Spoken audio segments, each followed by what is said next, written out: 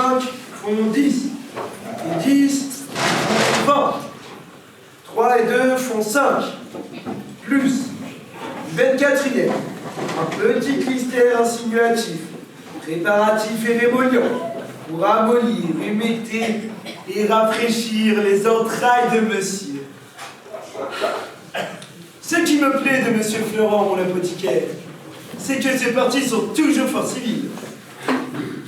Les entrailles de monsieur, 30 sols.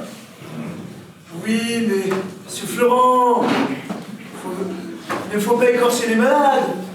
30 sols en avant. Je suis votre serviteur, je vous l'ai déjà dit. Mais vous me les avez mis dans les autres parties. Car 20 sols et 20 sols en langage d'apothicaire, c'est-à-dire 10 sols. Mais voilà, 10 sols. Plus du Dijon, un bon cristal carminatif, suivant l'ordonnance, pour balayer, laver et nettoyer le bas-ventre de monsieur. 30 sols. Ce Florent, 10 sols. Plus une bonne médecine purgative et corroborative pour expulser et évacuer la bille de monsieur. 4 livres. Monsieur Florent, c'est se moquer. Faut vivre avec les malades. Monsieur Purgon ne vous a pas ordonné de mettre 4 francs. Mettez 3 livres, s'il vous plaît. Plus du 26e, un bon clistère étercif pour chasser les vents de monsieur. 30 sols. 10 sols, monsieur Florent.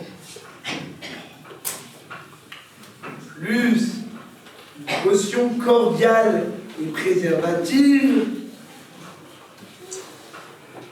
5 livres.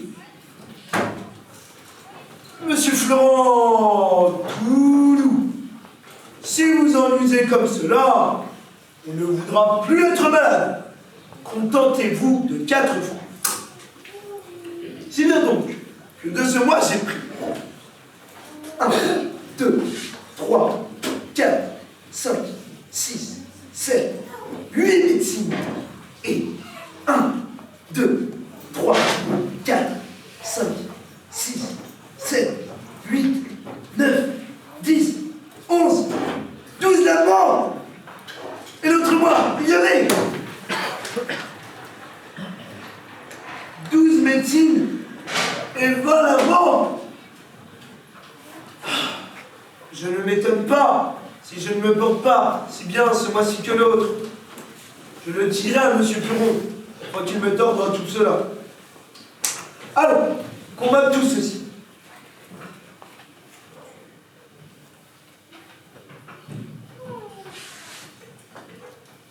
Il n'y a personne. J'ai beau dire, on laisse toujours seul. Il n'y a pas moyen de les arrêter ici.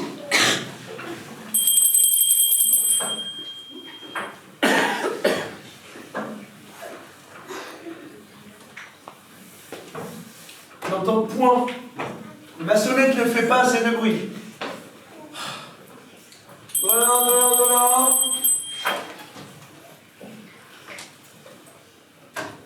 Point d'affaires. Drelin.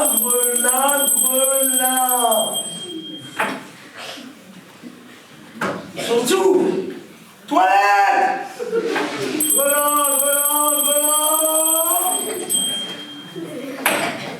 Tout comme si je ne sonnais point. Voilà. J'enrage. Carotte. À tous les diables.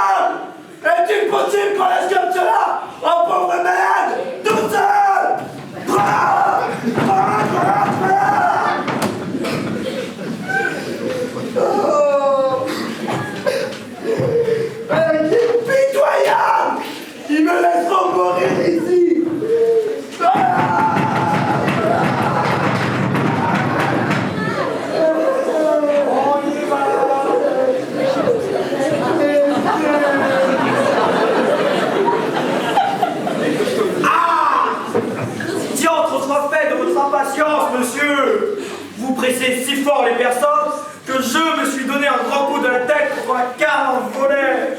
Ah, Carole.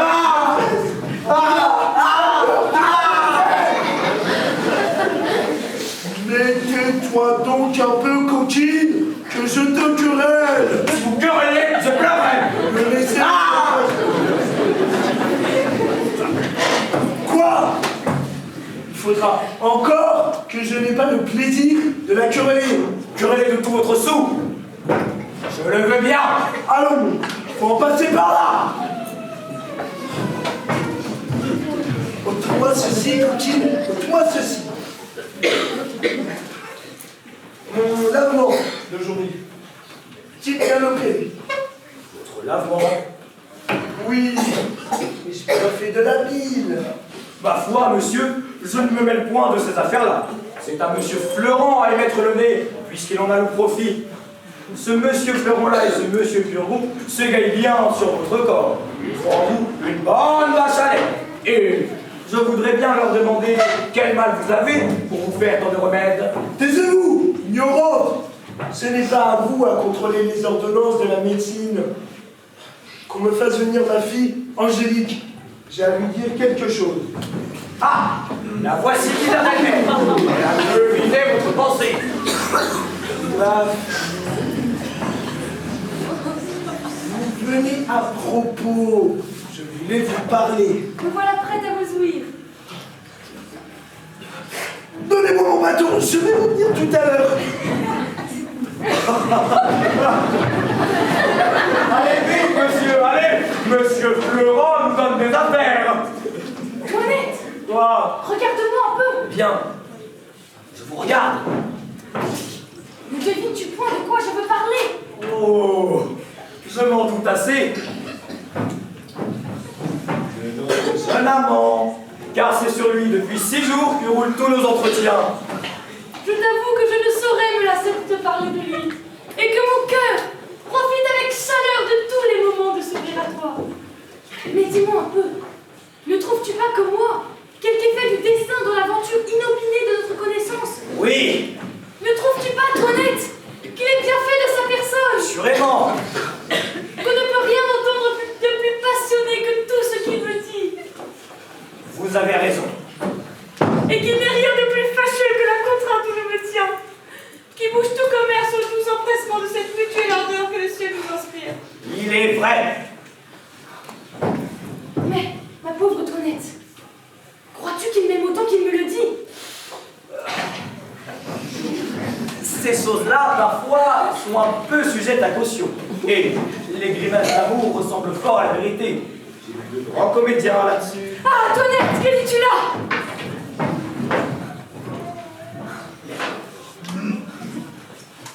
Hélas, de la façon qu'il parle, serait-il bien possible qu'il ne me dit pas vrai? En tout cas, vous en serez bientôt éclaircis. Et la résolution où il vous écrivit hier, qu'il était de vous faire demander en mariage, est une prompte voix vous faire savoir s'il est vrai ou non. Ça sera la bonne preuve. Ah, Toinette, si celui-là me trompe, je ne croirai de ma vie aucun homme. Oh, voilà votre père Curé. Ah, ça, ma fille. Je vais vous dire une nouvelle.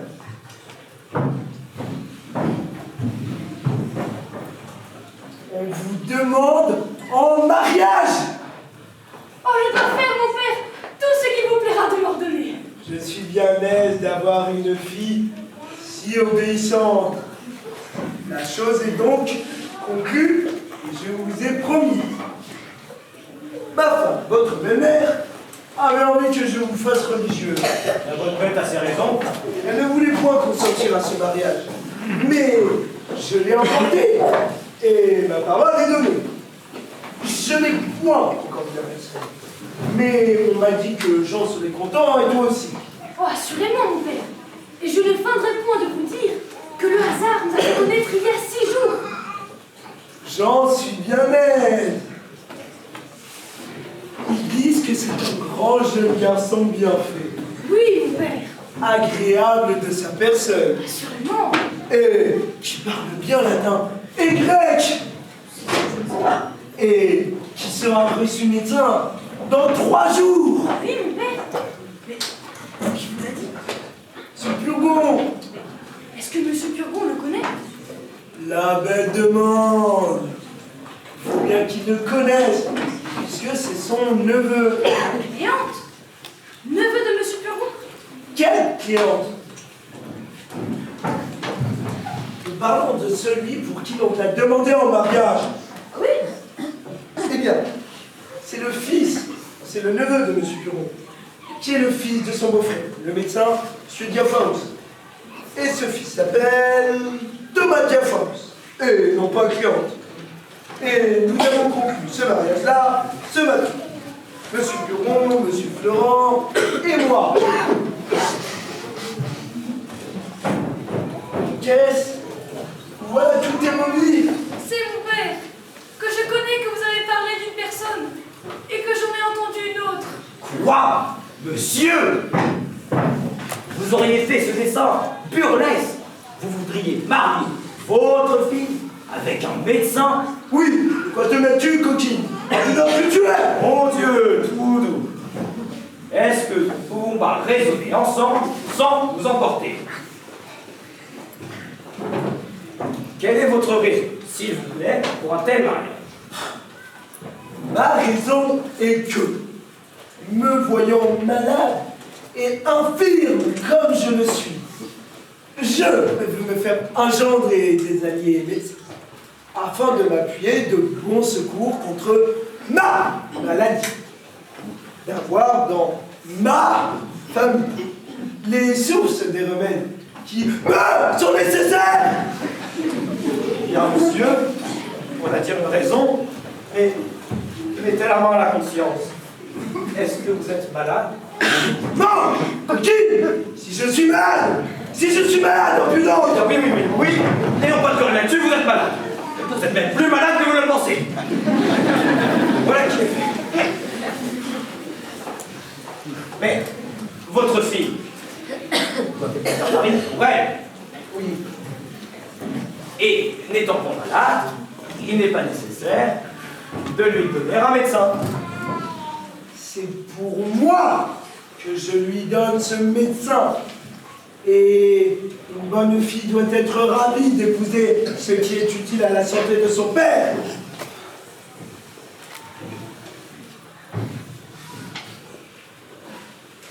Ma foi, monsieur, voulez-vous qu'en ami, je vous donne un conseil? Quel est-il, ce conseil? De ne point songer à ce mariage-là. Votre fille n'y consentira point. Elle ne consentira point. Votre fille, elle vous dira qu'elle n'a que faire de Monsieur Diaphorus, de son fils Thomas Diaphorus, ni de tous les Diaphorus du monde. J'en ai affaire, moi. Outre que le portique est plus avantageux qu'on ne le pense. Monsieur Diaphorus n'a que ce fils-là pour tout hériter. Et de plus, Monsieur Purgon, qui n'a ni femme, ni enfant, lui donne tout son bien en faveur de ce mariage. Et Monsieur Purgon est un homme qui a 8000 bonnes livres de rente. Il faut qu'il ait tué bien des gens pour s'être fait si riche. 8000 livres de rente sont quelque chose, sans compter le bien du père. Monsieur, tout cela est bel et bon, mais je vous conseille, entre nous, de choisir à votre fille un autre mari. Elle n'est point faite pour être Madame Diaphorus. Et je veux, moi, que cela soit. Mais fille, ne dites pas cela. Et pourquoi ne le dirais-je pas? On dira que vous ne songez pas à ce que vous dites. On dira ce qu'on voudra. Mais, dès que je veux qu'elle exécute la parole que j'ai donnée. Je suis sûr qu'elle ne le fera pas. Elle le fera. Je la mettrai dans un couvent. Vous? Moi? Comment? Bon. Vous ne la mettrez pas dans un couvent. Je ne la mettrai point dans un couvent. Non. Non? Voilà qui est plaisant. Je ne mettrai pas ma fille dans un couvent si je veux. Qui m'en empêchera? Vous-même, Moi? vous n'aurez pas ce cœur-là. Je l'aurai. La tendresse paternelle vous prendra. Il ne prendra pas. Une petite larme ou deux. Des bras jetés au cou. Un bon petit papa mignon. Cela ne fera rien. Oui, oui. Je vous dis que je n'en déborderai point. Bagatelle. Il ne faut point dire bagatelle. Mon Dieu, je vous connais. Vous êtes bon naturellement. Je ne suis pas bon. Et je suis méchant. Doucement, monsieur. Vous ne songez pas que vous êtes malade. Je lui commande absolument de se préparer à prendre le mari que je veux. Moi, je lui défends absolument d'en faire rien. Où est-ce donc que nous sommes? Et quelle audace est cela à une coquine de servante de parler de la sorte devant son maître? Quand un maître ne songe pas à ce qu'il fait, une servante bien sensée est en droit de le redresser. Ensemble, il faut que je t'assomme. Il est de mon devoir de m'opposer aux choses qui peuvent déshonorer. Maintenant que je t'apprends à parler. Non, je ne consentirai jamais à ce mariage. Caroline, Je m'intéresse à ne point vous laisser faire de folie.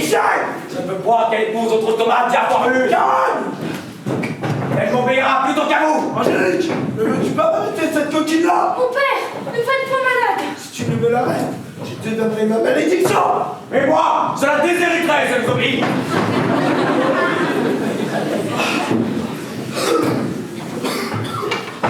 Oh, je m'en fous.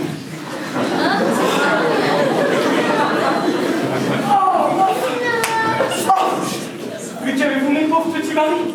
Man, on vient de me mettre en colère.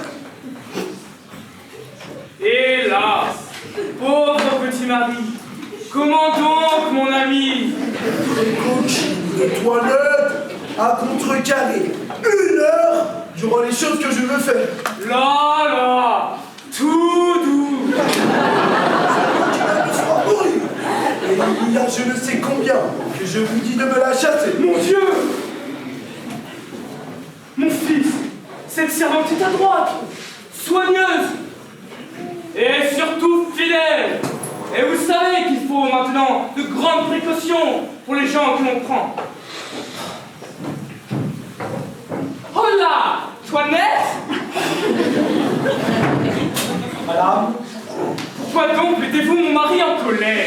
moi, madame, hélas, je ne songe qu'à vous plaire, monsieur, en quelque chose. Traîtresse. Il nous a dit qu'il voulait donner sa fille en mariage au fils de monsieur Diafoirus. Je lui ai répondu qu'il ferait mieux de la mettre dans un couvent. Il n'y a pas grand mal à cela, et je trouve qu'elle a raison. Vous la croyez, Mabour? Elle m'a dit sans insolence. Eh bien, je vous crois, mon ami. Écoutez, Toinette, si vous fâchez jamais mon mari, je vous mettrai dehors.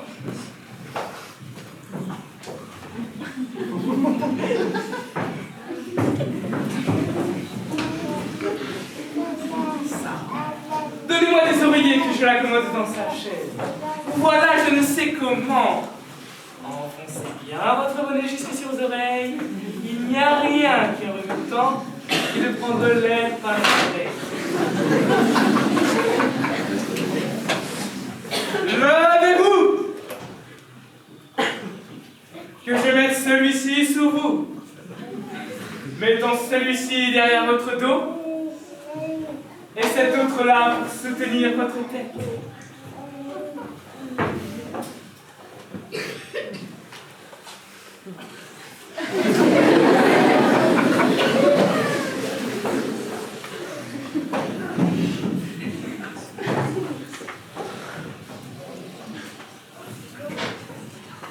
Et celui-là pour garder du sang. Oh, Ton frère. Oh, qu'est-ce que c'est donc? Elle m'a mis tout hors de moi. Il faudra plus de 8 médecines et de 12 enfants pour préparer tout ceci. Mon ami, apaisez-vous un peu.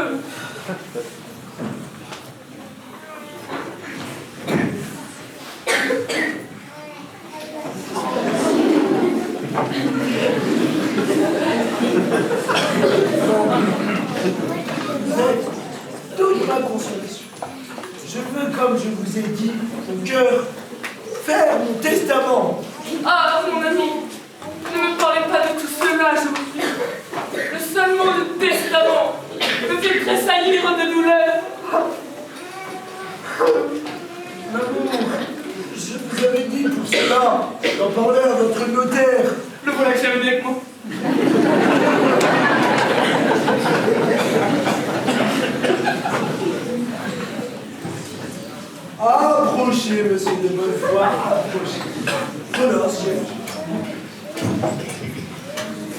Ma femme m'a dit, monsieur, que vous étiez formidable et tout à fait de ses amis.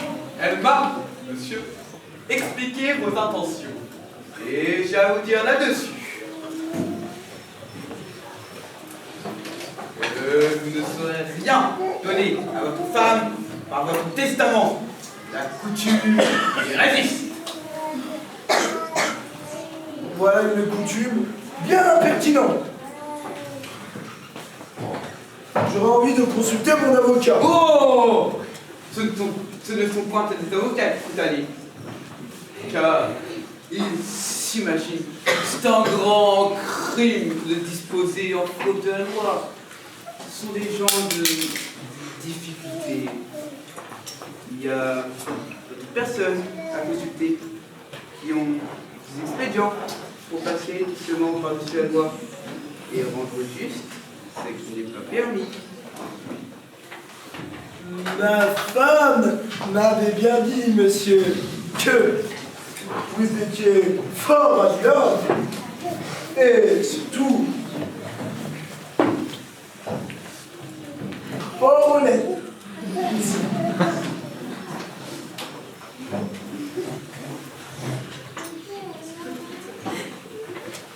Comment puis-je faire, monsieur, pour lui donner tout mon bien et en priver mes enfants? Vous pouvez tout d'abord choisir un ami intime de votre femme auquel vous donnerez par votre testament tout. Cet ami, ensuite, le lui rendra. Vous pouvez aussi choisir, pendant que vous êtes en vie, de mettre entre ses mains de l'argent et des billets. Mon Dieu! Il ne faut point vous tourmenter de tout cela. S'il vient faute de vous, mon fils, je ne veux plus rester au monde. Ah, ah, L'amour, je vous prie. C'est là où c'est hors de saison. Et les choses n'en sont pas encore là. ah, monsieur, vous ne savez pas ce que c'est qu'un mari qu'on aime tendrement. Il faut faire l'amour, mon testament, et de la façon que monsieur dit. Mais je veux par précaution mettre entre vos mains 20 000 francs et 2 billets. Ne me parlez point de bien, je vous prie. De combien dites-vous qu'il y a dans votre compte? 20 000 francs. Ne me parlez pas de tout cela, je vous prie. De combien sont les 2 billets? Ils sont l'un de 4 000 francs et l'autre de 6.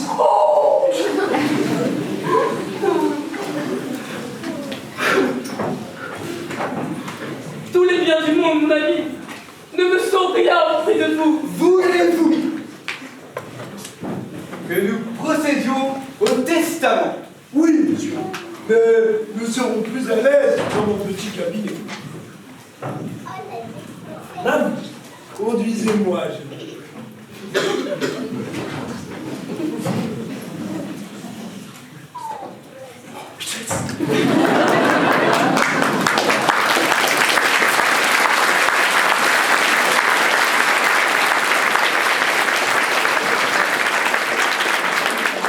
Et voilà avec un notaire. Et j'ai ouï parler de testament. Votre belle-mère ne s'endort point. Et c'est sans doute quelque conspiration de vos intérêts où elle pousse votre père. Il dispose de son bien à sa fantaisie, pourvu qu'il ne dispose point de mon cœur. Ne m'abandonne point, je te prie, dans l'extrémité où je suis. Quoi? Vous abandonnez? J'aimerais mieux mourir. Votre belle-mère a beau vouloir me faire sa confidente et vouloir me jeter dans ses intérêts, je n'ai jamais pu avoir d'inclination pour elle. Et j'ai toujours été de votre part. Laissez-moi faire. J'emploierai toutes choses pour vous servir. Tâche, je t'en conjure, de faire donner avis à Cléante du mariage qu'on a conclu. Je n'ai personne employée à cet office. Que le vieil usurier Polichinelle, mon amant. Et il m'en coûtera pour cela quelques paroles de douceur. Je garderai pour ses comptes. Je l'enverrai Thierry. Et il sera ravi. Non, toi-même! Voilà qu'on m'appelle. Bonsoir, reposez-vous sur moi.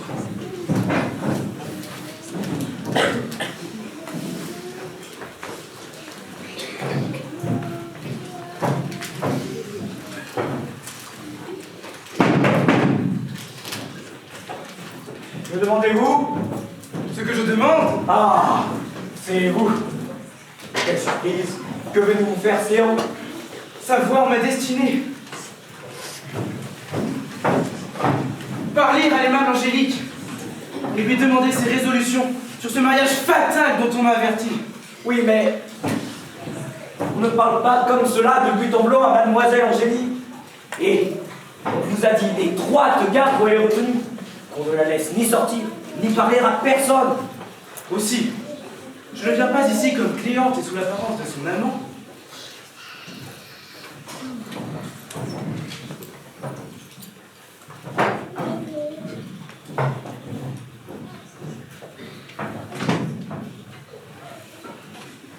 Mais comme ami de son maître de musique, dont j'ai obtenu le pouvoir de dire qu'il m'envoie à sa place.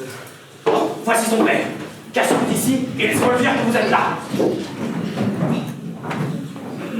Monsieur le Purgon m'a dit de me promener le matin dans ma chambre. Tout allait.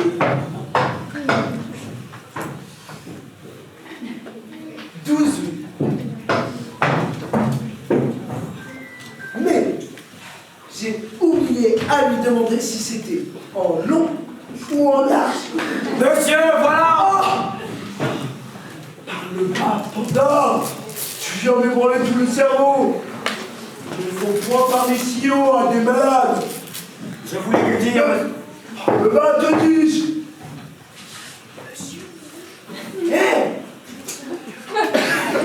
Qu'est-ce que tu dis? Je décolle à non, je me parle à vous. Oh, Kylian!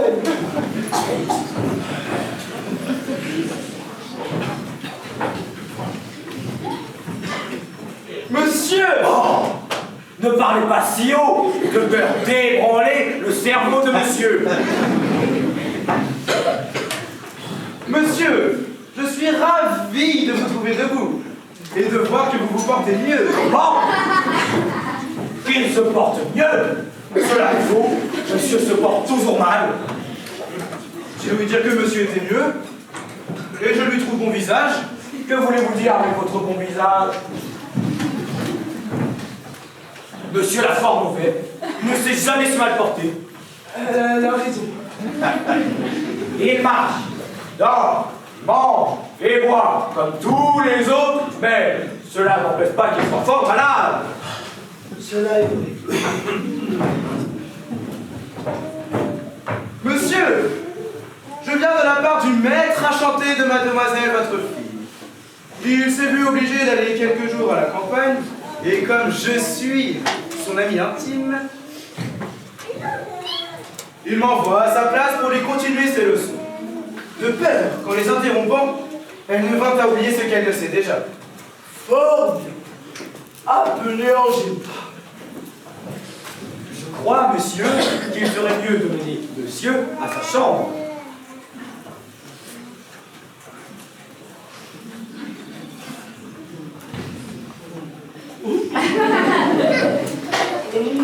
Non, faites-la venir. Il ne pourra lui donner la leçon comme il faut, si une leçon en particulier. Monsieur, cela ne fera que vous étourdir et vous ébranler le cerveau. Point, j'aime la musique et je serai bien l'aise de... Ah, la voici.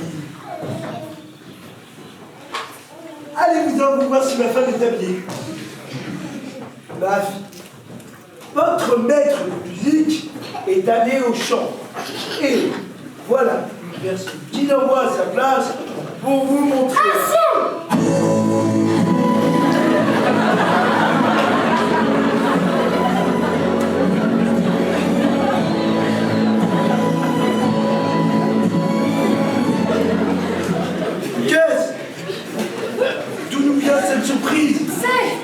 Quoi?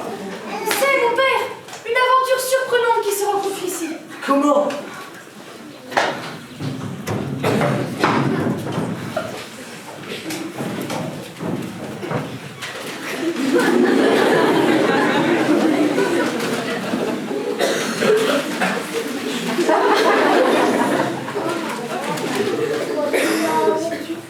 J'ai songé cette nuit que j'étais dans le plus grand embarras du monde. Et une personne, fait tout comme monsieur, est venue jusqu'à moi, qui m'est venue tirer de la peine où j'étais. Et ma surprise a été grande de voir, en arrivant ici, ce que j'ai eu dans l'idée toute la nuit. Ce n'est pas être malheureux que d'occuper votre pensée, soit en dormant, soit en veillant.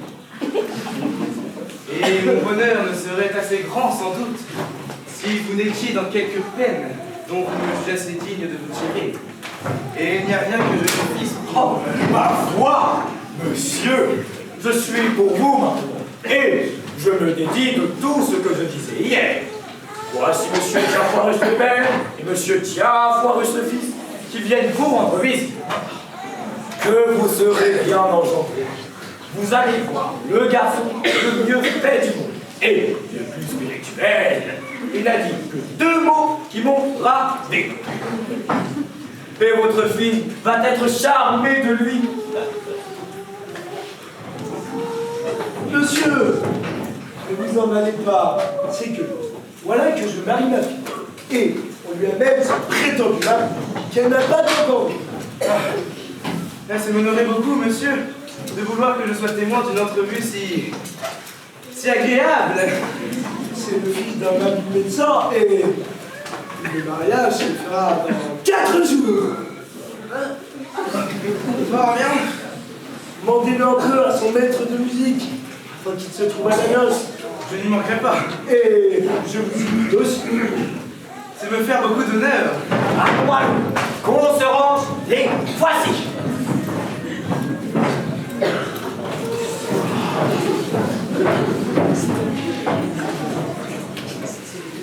Monsieur Buron, monsieur, m'a défendu de découvrir maintenant. Vous êtes du métier, vous savez les conséquences. Nous sommes dans toutes nos visites pour porter secours aux malades. Et non pour leur porter l'incommodité. Je Nous venons reçois ici, monsieur, avec mon fils Thomas et moi, nous témoigner, monsieur, le ravissement de la grâce que vous nous faites. Mais Bien vouloir vous vous savez, recevoir. monsieur, ce que c'est. Et de vous assurer que dans toutes les choses qui dépendent de notre métier, nous serons toujours là, monsieur, à vous témoigner notre zèle. Allons, Thomas, avancez. Faites vos compliments. N'est-ce pas par le père qu'il convient de commencer? Oui. Monsieur, je viens saluer, reconnaître, chérir et révérer en vous un second père. Mais un second père auquel j'ose dire que je me trouve plus redevable qu'au premier. Le premier m'a engendré, mais vous m'avez choisi. Il m'a reçu par nécessité, vous m'avez accepté par grâce. Ce que je tiens de lui est un ouvrage de son corps, mais ce que je tiens de vous est un ouvrage de votre volonté. Et je tiens précieuse cette future filiation dont je viens dès aujourd'hui vous rendre les très humbles et très respectueux hommages. Vive les collègues pour sortir du là.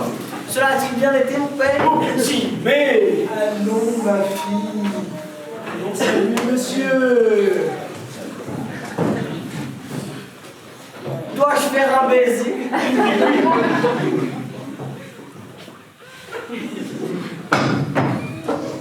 Madame, c'est avec justice que le ciel vous a concédé le nom de belle-mère. C'est ma fille à qui vous parlez. Donc est-elle? Elle va venir. Attendrai-je mon père qu'elle soit venue? Faites toujours le compliment de mademoiselle. Mademoiselle, ne plus ne moins que la statue de même nom, rendait un son harmonieux lorsqu'elle venait à être éclairée des rayons du soleil. Aussi, me sens-je animé d'un doux transport à l'apparition du soleil de vos beautés. Et comme les naturalistes remarquent que la fleur nommée héliotrope tourne sans cesse vers cet astre du jour, aussi mon cœur d'or en avant tournera-t-il toujours vers cet astre resplendissant de vos yeux adorables?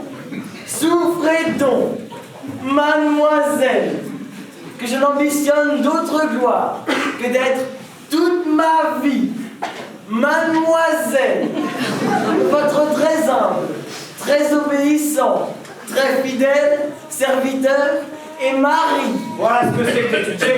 On apprend à dire de belles choses. Monsieur, que dites-vous de tout cela?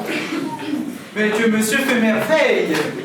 Et que s'il est aussi bon médecin qu'il est orateur, alors il aura plaisir à être de ses malades. Ma chaise et des sièges pour tout le monde.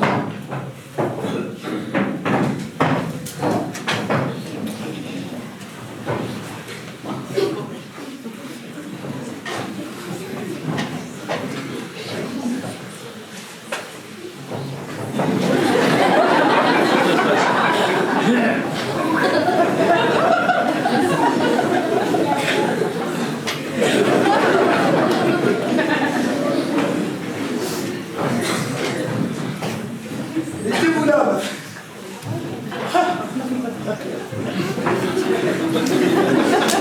Monsieur, que tout le monde admire, monsieur votre fils. Et je vous trouve plaisant d'avoir un garçon comme cela. Ce n'est pas parce que je suis son père, mais je dis que j'ai sujet d'être content de lui.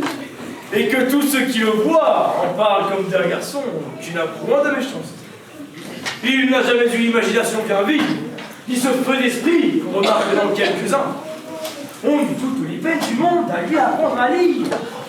Et il avait 9 ans qu'il ne connaissait pas encore ses lettres. Mais il finit par obtenir sa licence en médecine.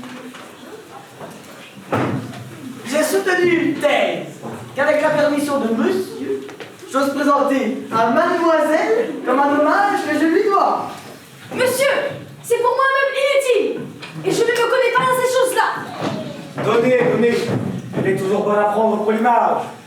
Cela servira à parer notre chambre.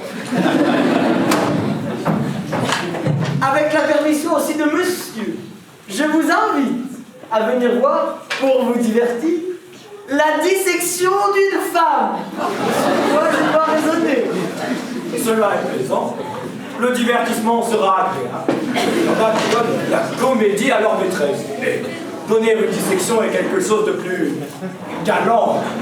Au reste, pour ce qui est des qualités requises pour le mariage et la propagation, je vous assure que celui il est tel qu'on peut le souhaiter, et qu'il est du tempérament qu'il faut pour procréer des enfants bien conditionnés. Parfait. Mais,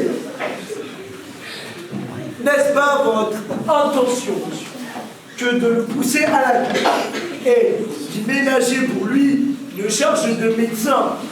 À vous en parler franchement, notre métier auprès des grands ne m'a jamais paru très agréable.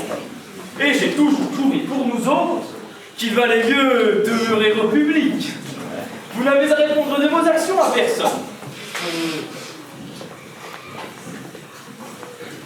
Ce qu'il y a de fâcheux avec les grands, c'est que quand ils viennent à tomber malades, ils veulent absolument que leur médecin les guérisse. Cela est plaisant. Et je trouve qu'ils sont bien impertinents de vouloir que vous autres, messieurs, les guérissiez, vous n'y êtes point auprès d'eux pour cela. Vous n'y êtes que pour recevoir vos pensions, leur donner des remèdes. C'est à eux à guérir s'ils peuvent. Cela est vrai.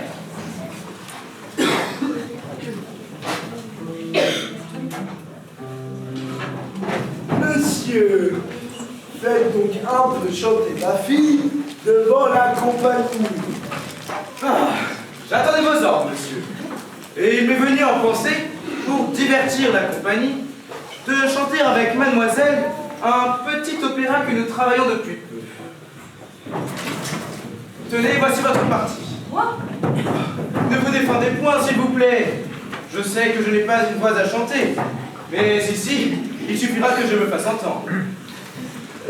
Les vers en sont-ils beaux? C'est proprement ici un petit opéra impromptu. Oh bien, écoutons. Nous chanterons donc les amours malheureux du berger Tircis et de la jolie bergère Phyllis, que son père veut marier de force à une brute.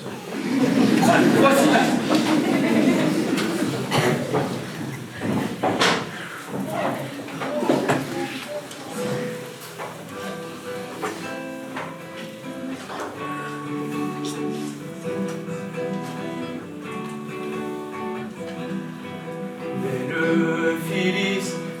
C'est trop souffrir, on se dur silence et mourir vos pensées. Apprenez-moi ma destinée. Faut-il vivre, faut-il mourir? Non, non, non, je n'en défends point dans cette belle extrême. Oui, ici, je vous aime. Je n'en défends point dans cette belle extrême. Oui, ici, je vous aime. Bien entendu, faut-il cela Phyllis, que je n'en doute pas. Oui, ici, je vous aime. De grâce encore Phyllis. Oui, oui, oui, je vous aime. Je vous aime. Recommencez, ne vous enlacez pas. Je vous aime. Oui, ici, Belle Phyllis, de pensée bien troublée, ce doux transport. Un rival, ah, je le hais plus que la mort. mais embarrassez-vous, vous assujettir. Plutôt mourir que d'y consentir. Plutôt mourir, que de jamais y consentir.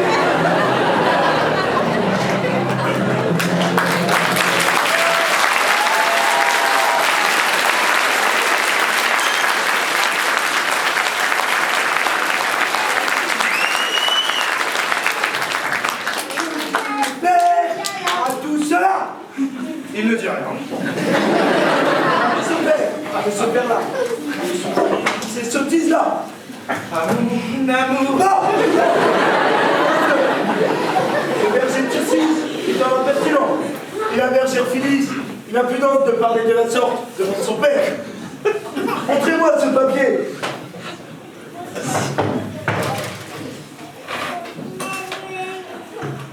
Ce sont donc les paroles que vous avez dites. Il n'y a là que de la musique écrite. Ne savez-vous pas, monsieur, qu'on a trouvé depuis peu l'invention d'écrire les paroles avec les notes humaines? Oh, fort bien, monsieur. Je suis votre serviteur.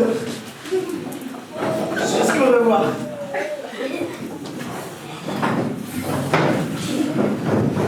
Nous serions bien passés de votre impertinent opéra. J'ai cru vous divertir. Les sottises ne divertissent pas. Ah, voici ma femme. Zali. Voilà le fils de monsieur Diafoiré.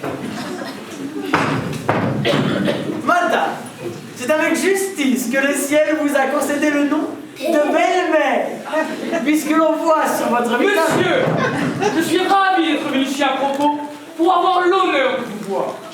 Puisque l'on voit sur votre visage... Madame, vous m'avez interrompu au milieu de ma période, et cela m'a troublé la mémoire. Allons, Thomas, réservez cela pour une autre fois. Madame, je voudrais que vous eussiez été ici tantôt. Ah, madame, vous avez bien perdu de ne point avoir été au second père, à la statue même nom et à la fleur nommée Héliotrope. Ma fille, touchez la main de monsieur. Et lui donnez votre foi comme à votre mari. Mon père, Eh bien, mon père, qu'est-ce que cela veut dire? de grâce, ne précipitez pas les choses. Donnez-nous le temps de voir naître en nous cette inclination nécessaire à composer une union parfaite. Quant à moi, mademoiselle, elle est déjà toute née en moi. Et je n'ai pas besoin d'attendre davantage. Si vous êtes si prompte, monsieur, il en est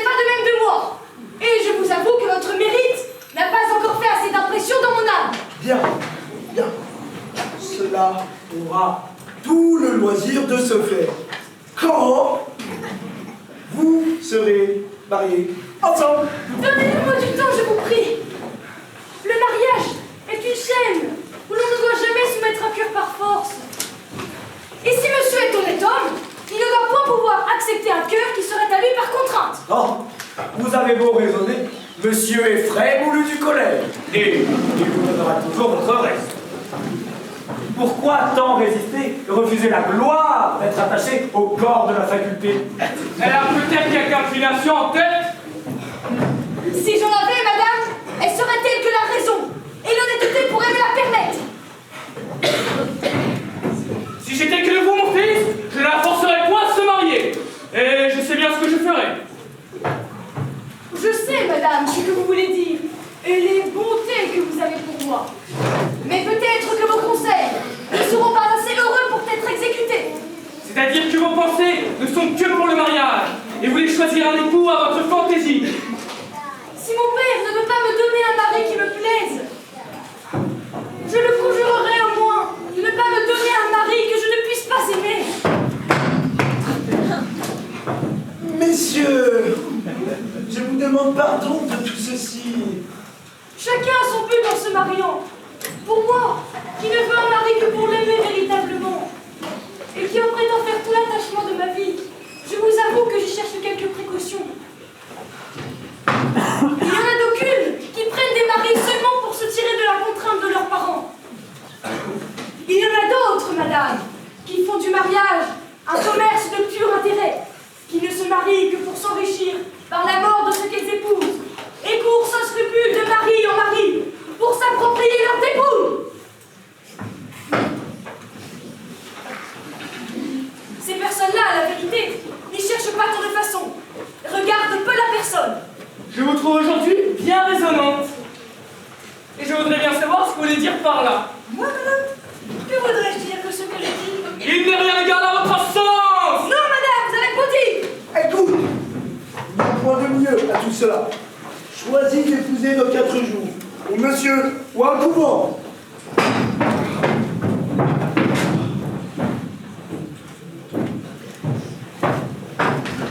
Ne vous mettez pas en peine. Je l'arrangerai bien, promis. Je suis fâché de vous quitter, mon fils. Mais j'ai une affaire en ville dont je ne peux me dispenser. Je reviendrai bientôt. Allez, mon et passez chez votre notaire afin qu'il expédie ce que vous savez. Voilà une femme qui m'aime. Cela n'est pas croyable. Nous allons, monsieur, prendre congé de vous. Monsieur, je vous prie de me dire un peu comment je suis. Allons, Thomas, prenez l'autre bras de monsieur.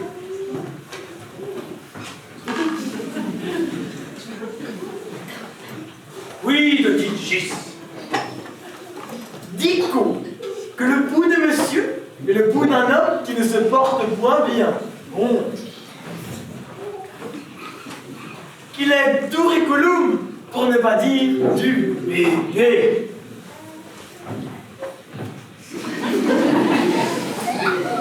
Qu'il est même un peu cabrisant. Si, mais ce qui traduit une perturbation dans le paranchisme plénique, c'est-à-dire la rate. Fort bien. Non! Monsieur Pérou dit que c'est mon foie qui est malade. Oui, oui, oui, oui. Qui dit parenchyme dit l'un et autre. À cause de leur étroite sympathie par le moyen du va-bref du pilote. Il vous ordonne sans doute de manger de porc rôti. Non, rien que du goût. Oui, rôti, oui, même chose. Il vous ordonne fort prudemment. Et vous ne pouvez être en de meilleures mains. J'ai scoré, moi, monsieur.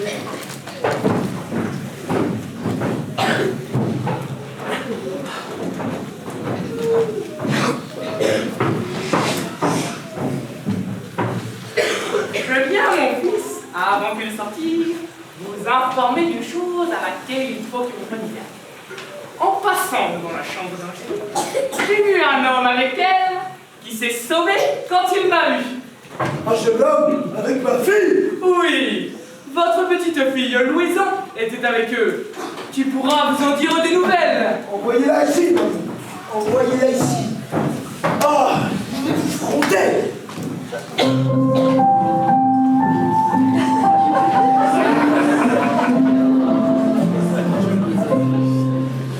Qu'est-ce que vous voulez, mon papa? Ma belle-maman m'a dit que vous me demandez. Avancez là. Regardez-moi. L'avez-vous? Je vous dirai, si vous voulez, pour vous désennuyer, la fable du corbeau et du renard, qu'on m'a prise depuis peu. Ce n'est pas là ce que je demande. Quoi donc? Rusé. Vous le savez bien. Ne vous avais-je pas recommandé de venir me dire tout ce que vous voyez? Oui, mon papa, je suis venu vous dire tout ce que j'ai vu. Oh, mais n'avez-vous rien vu aujourd'hui? Non, mon papa. Oh, ça. Je m'en vais vous faire voir quelque chose. Ah, mon papa. Ah, ne me dites pas, vous avez vu un homme dans la chambre de votre sœur. Voici qui vous apprendra à mentir. Ah, mon papa, ma sœur m'avait dit de ne pas vous le dire, mais je m'en vais vous dire tout. Ah, mon pauvre papa, ne me donnez pas le fouet. Vous l'aurez. Ah, mon papa, vous m'avez blessé. Attendez, je suis morte. Voilà. Oui non. Oui non. Qu'est-ce que c'est là? La fille est morte.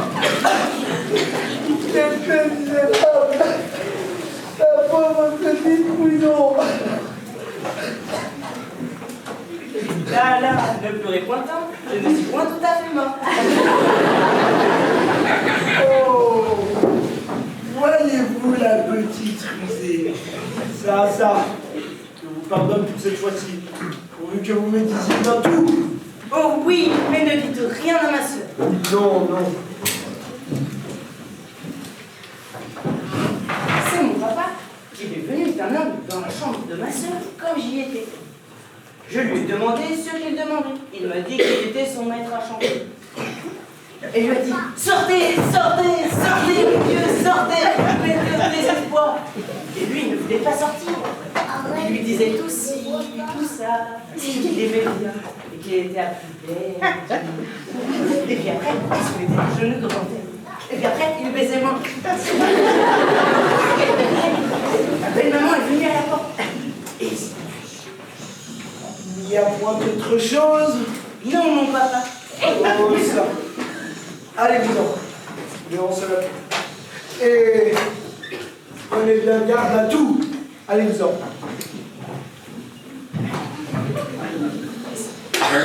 Il y a plus d'enfants. Que d'affaires. Je n'ai pas seulement le loisir de songer à ma maladie. En vérité, je n'en puis. Eh bien, mon frère, qu'est-ce? Comment vous portez-vous? Ah, mon frère, fort mal. Comment fort mal? Oui, je suis dans une faiblesse si grande. Voilà qui est fâcheux. J'étais venu ici vous proposer un parti pour ma étranger. Ne me parlez pas de cette coquine-là! C'est une friponne, une effrontée. Je mettrai au couvent avant qu'il soit de jour. Ah, mon frère, je suis bien aise que la porte vous revienne un peu et que ma vie vous fatigue. Voulez-vous pas que nous parlions un peu ensemble? Un peu de patience, mon frère, je vais revenir.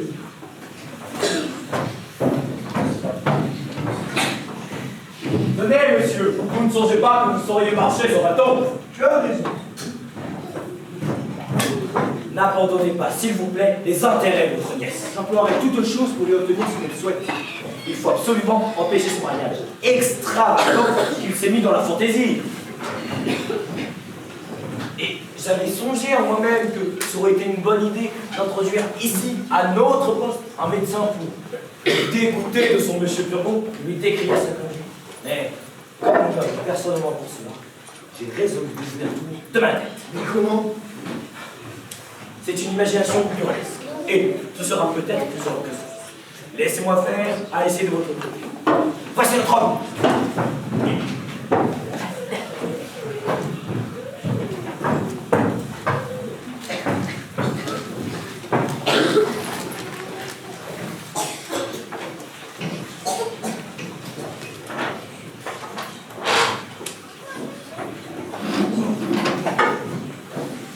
quelle pensée, mon frère?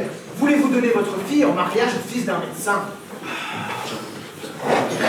La pensée, mon frère, d'avoir un gendre tel qu'il me faut. Et le mari qu'elle doit prendre doit-il être mon frère? Ou pour elle ou pour vous?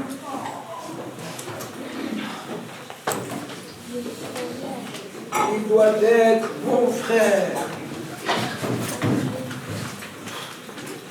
Et pour elle, et pour moi. Et je veux mettre dans ma famille les gens dont j'ai besoin. Est-il possible que vous soyez toujours embéguinés de vos apothicaires et de vos médecins, et que vous voulez être malades en dépit des gens et de la nature? Mon frère, je ne vois point d'homme qui soit moins malade que vous. Oh, vous êtes grand médecin, ce que je vois. Et je voudrais qu'il y ait ici quelqu'un de ces messieurs pour abaisser votre caquet. Entre nous, j'aurais souhaité de pouvoir un peu vous tirer de l'heure. Et je vous dirai que sur une petite répugnance que vous témoigne votre fille, vous ne devez point prendre la résolution violente de la mettre dans un couvent. Que pour le choix d'un genre, on doit s'accommoder un peu à l'inclination d'une fille, puisque c'est pour toute la vie, et que de là dépend tout le bonheur d'un mariage. Ah, ça, avec votre père, monsieur. Comment? Que voulez-vous faire? Dans ce petit lapin-là, ce sera bientôt. Vous le quai? Est-ce que vous ne sauriez être un moment sans lavement ou sans médecine? Remettez cela à une autre fois et demeurez un peu en repos.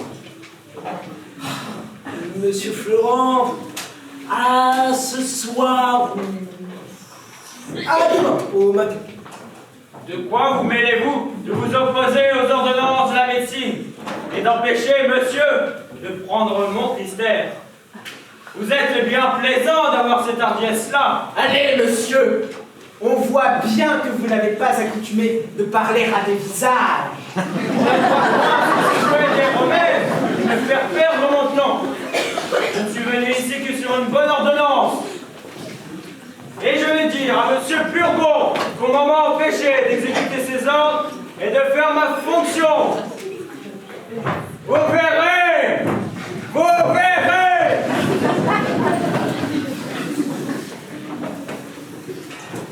Frère, vous savez cause ici de grand malheur. Le grand malheur de ne pas prendre un lavement que monsieur Purgon a ordonné.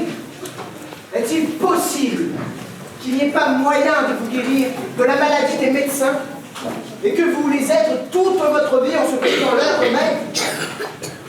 Monsieur Purgon est aussi peu capable de vous faire mourir que ces remèdes de vous faire vivre. Mon Dieu, mon frère, vous en parlez comme un homme qui se porte bien. Mais quel mal avez-vous? Je voudrais que vous lussiez mon mal pour voir si vous jaseriez tant. Oh, voilà, monsieur Purgon. Je viens d'apprendre à la base à la porte de jolies nouvelles. On se moque ici de mes ordonnances et qu'on fait refus de prendre le remède prescrit.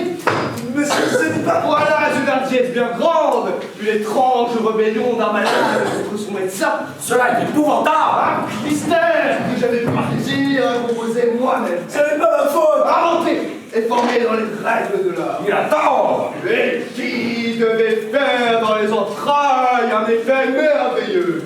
C'est mon frère. C'est une action exorbitante. Il est vrai! Un attentat énorme contre la médecine.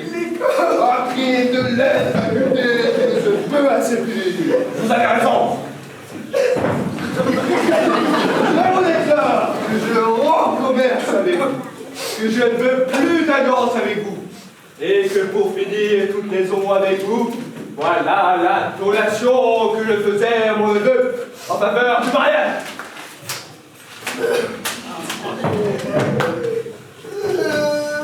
Mon frère, j'ai fait tout le mal. Vous avez brisé mon système.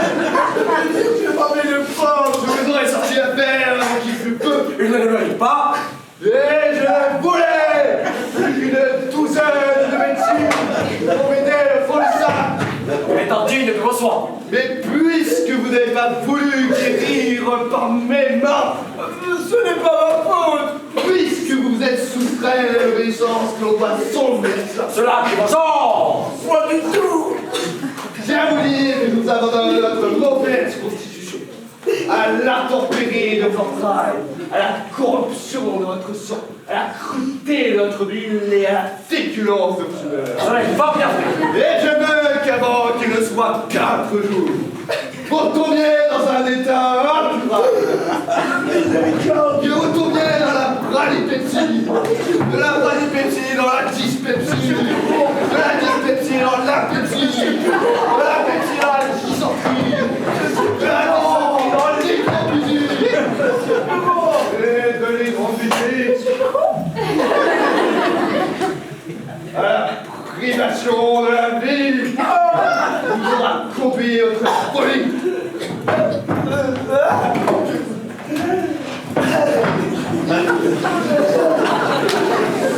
Mon Dieu, mon frère, je suis mort.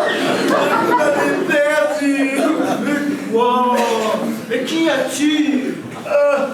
Je n'en puis plus. Ma foi déjà que la médecine se vole. Ma foi, mon frère, vous êtes fou. Tâtez-vous un peu, je vous prie, et ne donnez point tort à votre imagination.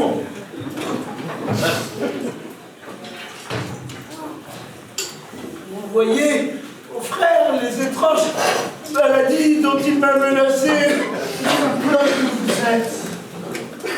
Il faudra incurable avant qu'il soit 4 jours. Est-ce qu'il dit? Comment il est la chose? Est-ce un oracle qui a parlé? Il me semble à vous entendre que M. Burgon tienne dans ses mains le filet de vos jours et que d'autorité suprême, il vous l'allonge et vous le raccourcisse comme il lui plaît. M. Burgon est aussi peu capable de lui faire mourir que ses remèdes de lui faire vivre. Mon Dieu, mon frère, c'est tout mon tempérament et la manière dont il faut me gouverner. Monsieur, voilà un médecin qui demande à vous voir. Et quel médecin? Un médecin de la médecine. Je te demande qui il est. Je ne le connais pas, mais il me ressemble comme étant vous. Et si j'étais sûr que ma mère était honnête femme, je dirais que c'est quelques petits frères qu'elle m'aurait donnés depuis le trépas de mon père. Fais-le venir. Vous êtes servi à souhait. Un médecin vous quitte, un autre vous se présente. Monsieur, veuillez agréer que je vienne vous rendre visite. Monsieur, je vous suis pas obligé. Par ma foi, voilà toi-même, elle-même. Excusez-moi, monsieur, j'ai oublié de donner une commission à mon valet. Je reviens tout à l'heure. Et ne dis pas que c'est effectivement honnête. Il est vrai que la ressemblance est tout à fait grande, mais ce n'est pas la première fois qu'on a vu cette sorte de choses. Et les histoires ne sont pleines que de ces jeux de la nature. Pour moi, j'en suis surpris. Que voulez-vous, monsieur? Comment? Je n'avais pas appelé. Moi? Non. Il faut donc que les oreilles m'écornées. Demeure un peu ici et vois comme ce médecin te ressemble. Oui, vraiment, c'est l'affaire là-bas. Et je la salue. Si je les voyais tous deux ensemble, je croirais que ce n'est qu'un. Il est vrai que la ressemblance est opérée. Mais j'ai lu des choses surprenantes sur ces sortes de ressemblances. Et nous en avons vu de notre temps où tout le monde s'est trompé. Pour moi, j'aurais été trompé par celle-là. Et j'aurais juré que c'est la même personne. Monsieur, je vous demande pardon de tout mon cœur. C'est admirable. Vous ne trouverez pas mauvais, si vous voulez, la curiosité que j'ai eue de voir un illustre malade et votre réputation qui s'étend partout que d'excuser la liberté que j'ai prise. Monsieur, je suis votre serviteur. Je vois, monsieur, que vous me regardez fixement. Quel âge croyez-vous bien que j'ai? Je crois que vous avez plutôt plus de 26 ou 27 ans. Ah, j'en ai 90. 90? Oui. Vous voyez en effet des secrets de mon âme de me conserver ainsi frais et vigoureux.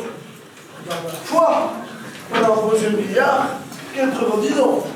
Je suis médecin passager, qui vais depuis l'envie, à la recherche de maladies de m'occuper. Je dédaigne m'amuser à ce menu fatras de maladies ordinaires. Non, je veux des maladies d'importance. De bonnes fièvres continues, de bonnes pestes, de bonnes pleurésies avec des inflammations de poitrine. C'est là que je triomphe. Et je voudrais, monsieur, que vous eussiez des maladies que je viens de dire, désespérées, à l'agonie. Pour vous montrer l'excellence de vos remèdes et l'envie que j'aurai pour votre service. Messieurs, je vous suis fort obligé des bontés que vous avez de moi.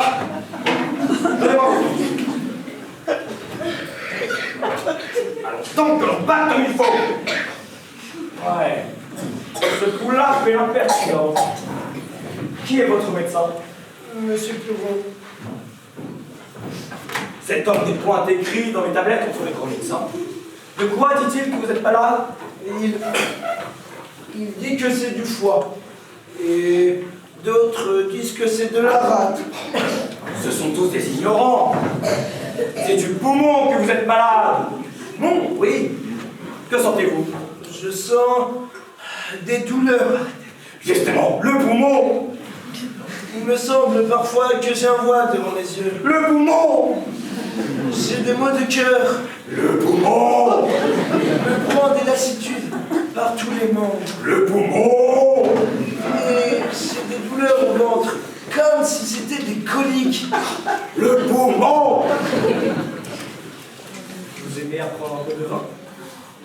Oui, monsieur. Le poumon. Vous avez appétit à ce que vous mangez? Oui, monsieur. Le poumon. Il vous prend un petit sommeil après le repas. Et vous êtes bien aise de dormir?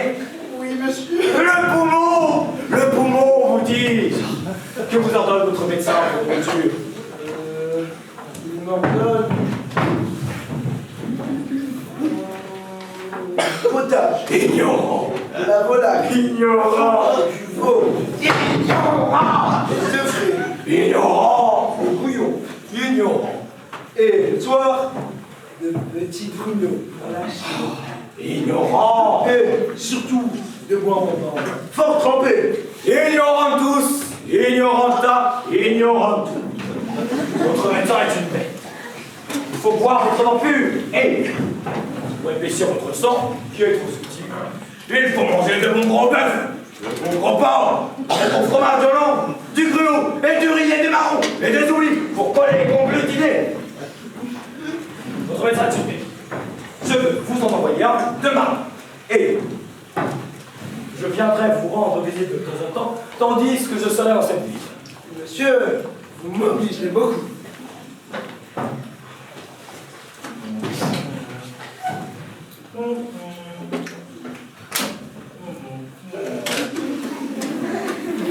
Que diantre faites-vous de ce bras-là? Bras? Voilà un bras que je me ferai couper tout à l'heure si c'est de nous. Et pourquoi?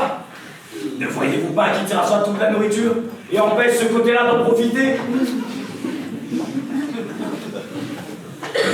Vous avez là aussi on a eu droit que je me ferai crever à cette place. Crever un œil? Ne voyez-vous pas qu'il y a un comme un autre et lui dérobe toute sa nourriture? Voyez, faites-vous, au plus tôt, vous en verrez plus clair de l'œil gauche. Cela n'est pas pressé. Adieu. Je suis fatigué de vous quitter. Il faut que je me trouve à une grande consultation qui doit se faire pour un homme qui mourut hier. Pour un homme, hier, Oui, pour aviser et voir ce qu'il aurait fallu lui faire pour le guérir. Jusqu'au revoir. vous savez que les malades ne le conduisent pas. Voilà mon frère, un médecin qui paraît fort habile. Oui, mais il va un peu mieux. Tous les grands médecins sont comme cela. Me couper un bras et me crever un œil afin que l'autre se porte mieux. J'aime bien mieux qu'il ne se porte pas si bien. La belle opération de notre barbe, émotion. Allons, allons, je suis votre servante et je n'ai pas envie de rire. Puisque cela... Votre médecin, ma foi, qui voulait me taper le pouls. Voyez un peu, à l'âge de 90 ans, Oh, ça mon frère. Puisque voilà votre monsieur Purgon brouillé avec vous, ne voulez-vous pas bien que je vous parle du parti qui s'offre pour ma nièce? non, je veux la mettre dans un couvent parce qu'elle s'est opposée à mes volontés. Vous voulez faire plaisir à quelqu'un? Je vous entends. Vous en revenez toujours là et ma femme vous tient au cœur. Oui, c'est votre femme que je veux dire. Et je ne puis souffrir l'entêtement où vous êtes pour elle et voir que vous donniez tête baissée dans tous les pièges qu'elle vous tend. Allons, ne parlez point de madame. C'est une femme sur laquelle il n'y a rien à dire. Une femme sans artifice et qui aime monsieur, qui l'aime. C'est cela. Demandez bien. Les caresses.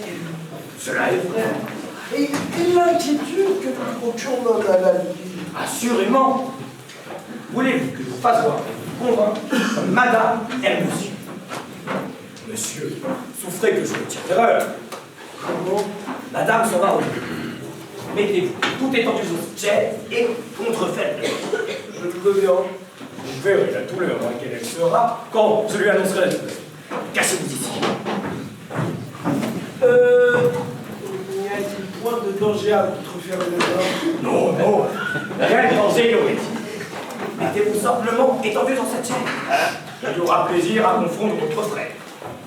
Voici madame, tenez-vous bien. Ah mon Dieu!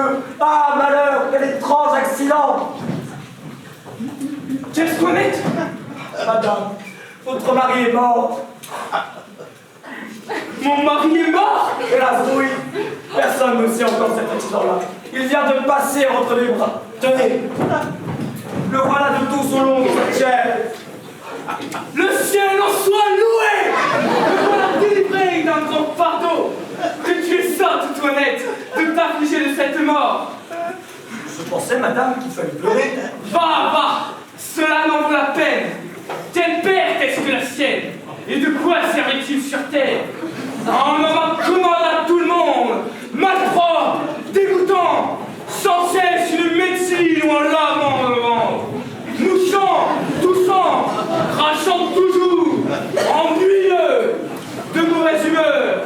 Fatiguant sans cesse les gens! Et grondant jour et nuit! Servantes et valets! Voilà une belle oraison funèbre. Trop toilette que tu es. Tenons cette mort cachée jusqu'à ce que j'en ai fait moins faire. Il y a des papiers. Il y a de l'argent dont je veux me saisir. Et il n'est pas juste que j'ai passé sans fruit auprès de lui mes plus belles années. Prenons auparavant toutes ces clés. De toi! C'est ainsi que vous m'aimez. Ah, je défends mes parents. Vous avez entendu le mauvais égérie que vous avez fait de moi. Non, par ma foi, je n'aurais jamais cru cela. J'entends votre fille.